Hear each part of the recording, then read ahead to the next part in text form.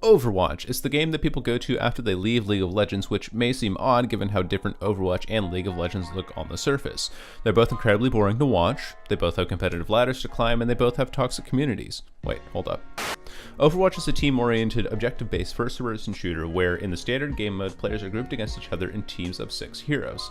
Each player has the option to select from at the time of writing 29 various heroes, each of which fill different roles. Specifically, there's the damage role, and they do damage.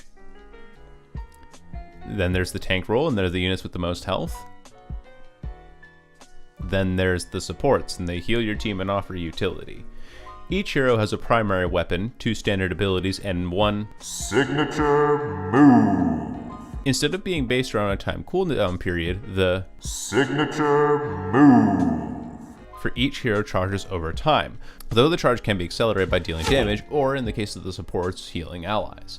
Tanks generally use their signature move to lock down an area for their team. Damage heroes have signature move that help them deal a ton of damage in a short amount of time, and supports have signature move that provide massive heals and utility beyond their base abilities. Right now, I'm playing as Wrecking Ball, a tank hero, and my signature move is to turn an area of the map into a no-no zone. See, this complete and utter fool was in my no-no zone, and now she's no longer a part of this life. Better cross that one off because we can't reuse jokes anymore.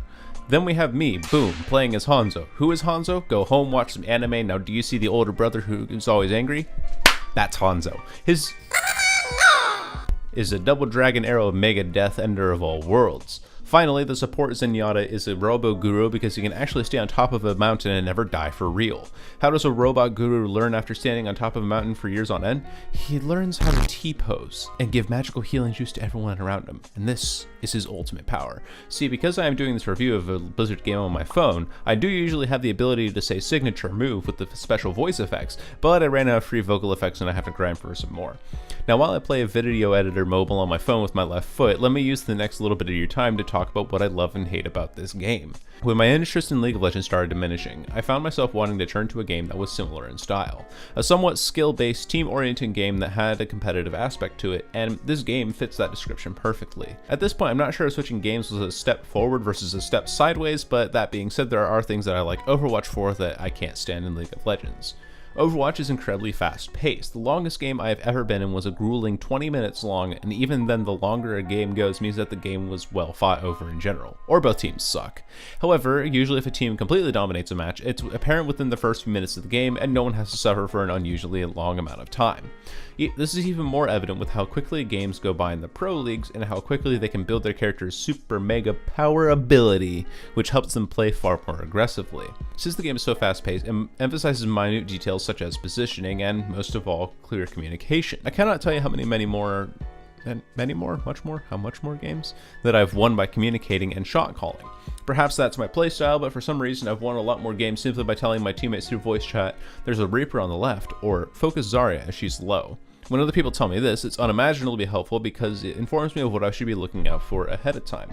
Like all games with a cast of characters that bring in different skill sets to a table, there's going to be a meta, or in layman's terms, a mutually agreed way to best play the game given its current state.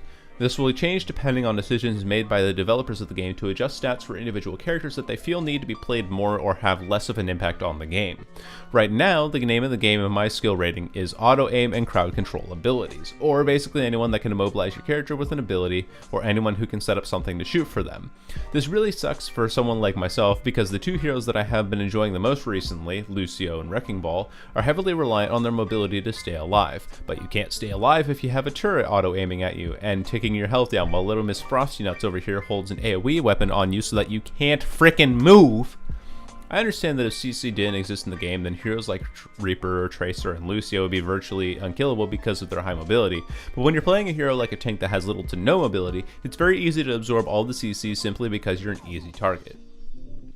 Hey Fox likes high sense, why don't you just shoot and kill the enemies? Well, why don't you come down to my level and 1v1 me, you fucking scrub?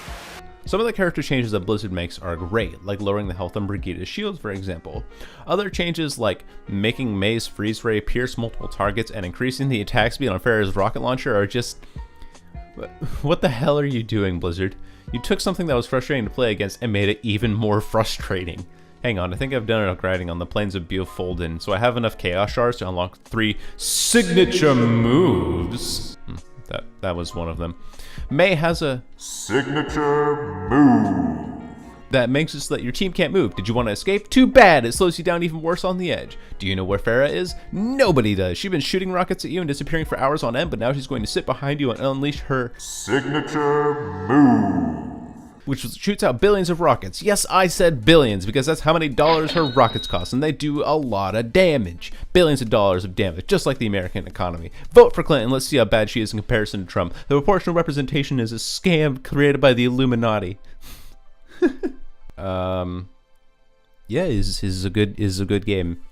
I like Game is fun. Game is definitely a lot better to play with friends in my opinion, but overall Overwatch is a good game. You guys should check it out. It's only $40. I know I say only, but you'll probably spend more dollars on Fortnite skins. And you just think about that. Those $40 you spent on Fortnite skins, you could have spent on Overwatch and had a much better time, or a worse time. Anyway, hope you guys enjoyed this video, and I will see you on the flip side.